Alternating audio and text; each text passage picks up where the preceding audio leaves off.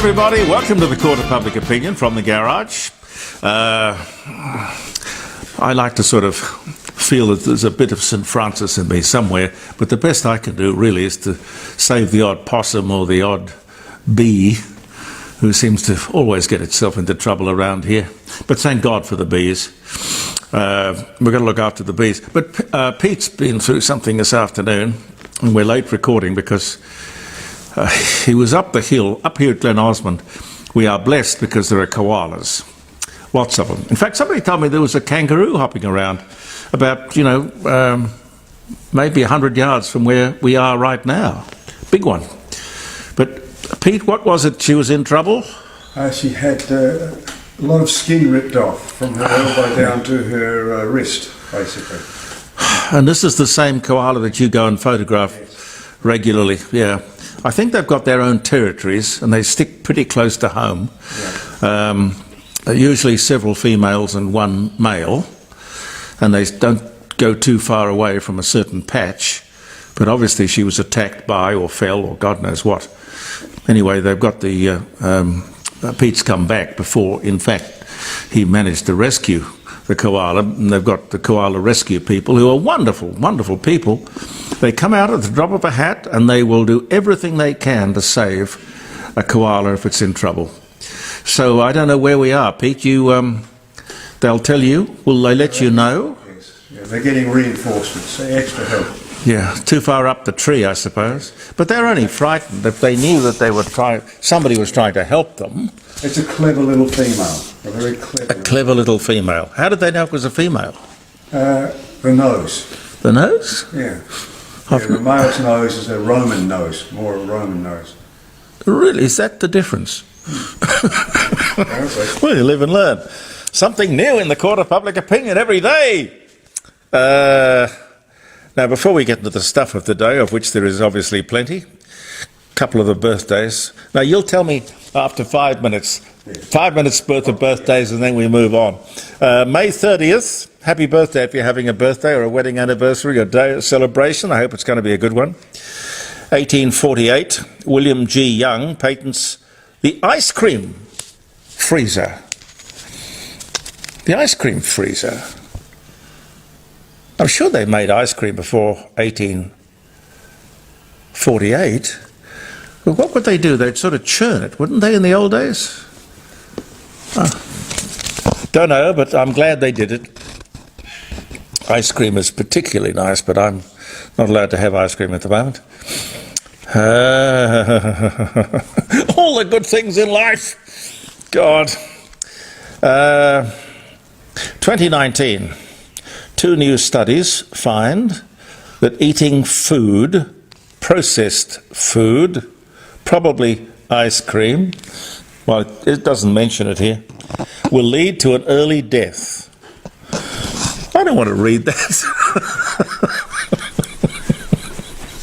Why does everything that is nice, why is everything nice bad for you? I don't know. Dear, oh dear. James Boyd patents the rubber fire hose in 1821. North American Philips Company unveils the compact disc video, the DVD, on this day in 1987.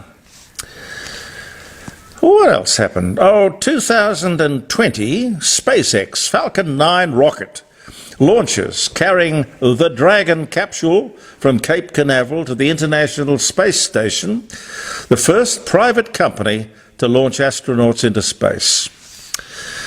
That was in 2020. 1896, the first car accident occurs. Well, the first recorded car accident occurs on this day. Henry Wells hits a cyclist. Not named here.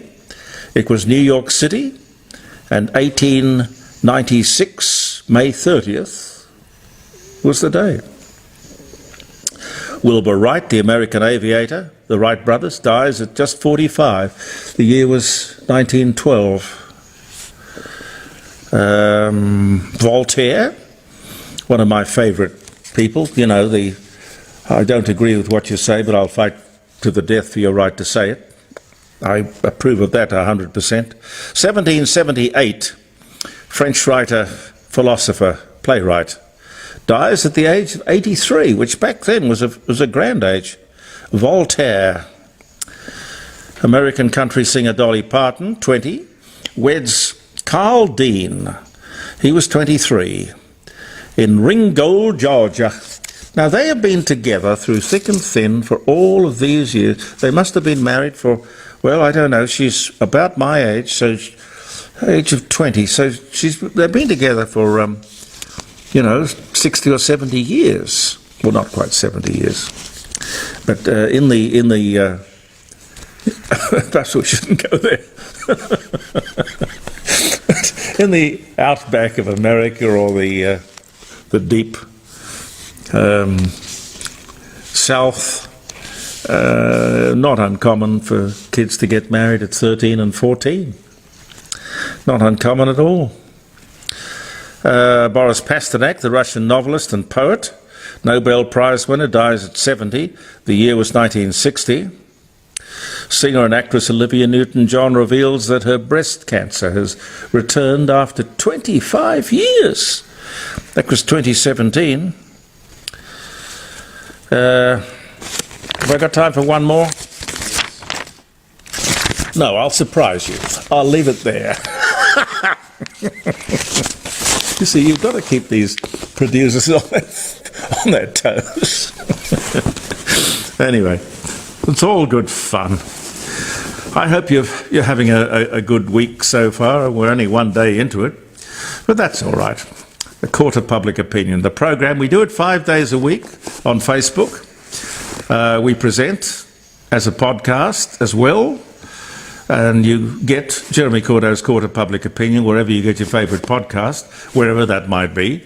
I hope you will. I hope it'll become a favourite podcast, as well as a glance at the garage on Facebook. We talk about the stuff that nobody else seems to want to talk about and should be talking about, and maybe we can embarrass them into talking about. Who knows? A couple of observations. 41,000 new COVID cases around Australia in the last week. Again, be careful, it's still out there and very dangerous. Now here's, speaking of health, here's a not exactly fun fact. In Queensland, between January and March, January, February, March, 3 months, more than 500,000 people. I'll tell you exactly. 567,464 people, to be exact, turned up at the emergency departments of Queensland hospitals. Now, can you imagine that figure multiplied by all of the states and territories? Why are people going to an ED when they maybe just should be going to the doctor? I'm not saying if you're not well, but God, what is driving that? The system will just break. The ED is being treated almost like a drop-in centre. I don't know. I mean, are people being encouraged to do that? We heard yesterday that the Western Australian Premier, Mark McGowan, is retiring from politics. Retiring, he's a relatively young man, and he's retiring immediately. He says he's exhausted. Well, certainly a shock announcement, because when you look at it, he has run Western Australia pretty well. In fact, I would say very well. He became the leader of the party, I think it was in 2012. He says simply he's exhausted and he will leave at the end of the week. I am tired, extremely tired. In fact, exhausted, his words. Came to power in 2017 in a landslide. The next election in Western Australia won't be till, 2025. Labor has got, and this is interesting, a lot depends on the leader. Labor has got 53 of the 59 seats in the lower house, which means the opposition is all but irrelevant. you'd sort of wonder why you'd turn up if you were the opposition. I mean, it doesn't get much better than that. 53 seats out of the 59 available. He's only a young man, 55, I think. Interesting to see what he does next. I want to talk to you about the tariffs that have been lifted by China. Well, so far it's timber. Now, I know, we all know business is business, but why do you do business with these people when you know they put the ban on our timber because they said there were bugs, termites in the wood? It all came about at the same time. They were putting big tariffs on the wine and the barley, you know. There were no termites in the wood. I know it, you know it, they know it. But we all copped it, went through the motions, went along with it. That makes us compliant in what I call their fraud.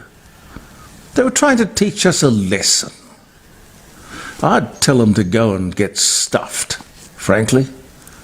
Our timber is as good today as it was then.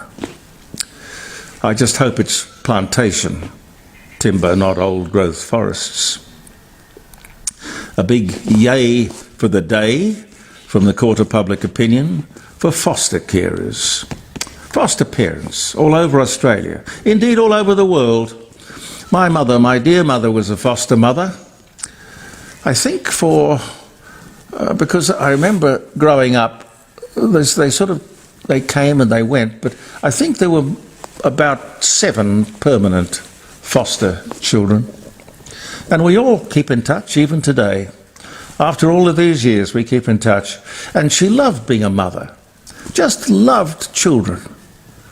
And remarkable for her because she had a difficult row to hoe. Well, we all did. I mean, financially, it was a difficult time growing up in the late 40s and the 50s. Now, today, we've got a shortage of foster parents, people to foster children. And that's really sad. I hope we can resolve that, because foster parents are sometimes the lifeboat that children need and really deserve. But if people don't volunteer and people don't want to do it, it won't be something that continues. The great and wonderful Henry Kissinger.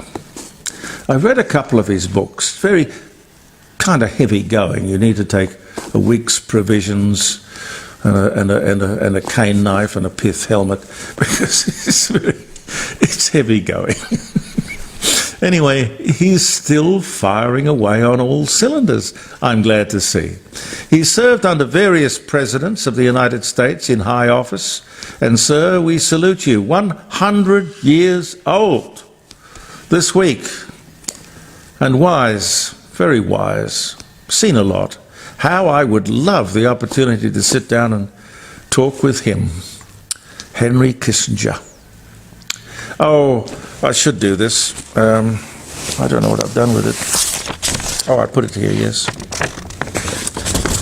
Suzanne sent me a text. Pete, did you see that? No. Well, Suzanne takes me to task for my comments, praising the Malinauskas government for imposing a fine and possible jail sentence for demonstrators who disrupt traffic and society generally, regardless of the cause they are promoting. She says that what I'm doing really is writing this government and future governments a blank cheque to jail and fine dissenters of any kind. Now, I don't think that was my intention, and I hope it wouldn't be the intention of any government. Okay, I do see your point, But isn't that a little bit paranoid? There are all sorts of checks and balances, elections and so on. Governments are accountable, and there's usually, hopefully, a strong and vocal and effective opposition. Governments, if they do gallop off in the wrong direction, and I understand what you're suggesting, but what are we going to do, honestly, Susanna? Are we an organisation like Extinction Rebellion just can't be allowed to disrupt and destroy with impunity. As I always say, we all have the right to demonstrate, make a point. But if your protest threatens, endangers life, disrupts life and traffic, and what happens if there's an ambulance trying to get through and it can't? Somebody dies. Now, the government has to do something. Whether it's a Liberal government or a Labor government, and they both seem to be in lockstep over this, I agree. I agree with both of them. And this goes for the voice as well. You can't give government, or for that matter, the ratbags, a blank cheque. You can't do it. We've got to hang on and pray that the checks and balances to which I referred are going to be effective and good. The Prime Minister was in Adelaide yesterday. He came in to do a bit of cheerleading, no, convincing people to vote yes to the voice. It's interesting, he's invested an awful lot of political capital in this business. I mean, to me it's pretty simple. Aboriginals have exactly what we all have when it comes to a voice to Parliament. And that's how it should be. If it ain't broke, don't fix it. There's no way a group of people should be given access to Parliament and, of course, the executive government as well, for no other reason other than the colour of their skin. That's racism. No, nobody's going to vote for racism. No one should vote for racism. And the Prime Minister still hasn't told us what the problem is with the voice in terms of what it's going to fix. How much is it going to cost? What will it achieve? And what good will it do? All very basic, simple questions. And I have no idea why he hasn't told us an answer or given us an answer for all of these things. People are not going to vote for something without knowing exactly what that something is. I'm sure the Prime Minister enjoyed his brief stay in Adelaide, a very charming and persuasive gentleman, I have no doubt, but we are not stupid. Are we? Are we? Apart from, if it ain't broke, don't fix it, my other favourite saying is, if in doubt, don't.